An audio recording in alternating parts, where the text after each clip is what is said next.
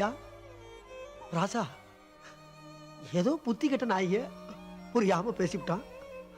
இதுக்காக பொசுக்குன்னு கோவப்பட்டீங்களா? ஐயா, நாங்க பிறந்த பொறப்பு அப்படியா? பொறப்பு அப்படி. ஐயா, இத்தனை நாளா மனுஷனுடைய வாழ்க்கை இதோட முடிஞ்சு போச்சுன்னு நினைச்சோம் ஐயா.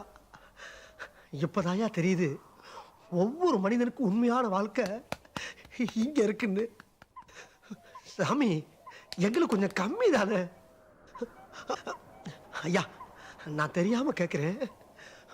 கோவப்பட்டீங்க, நாக்க பிடிங்க சாகிற மாதிரி நல்ல 4 வார்த்தை கேட்டீங்க.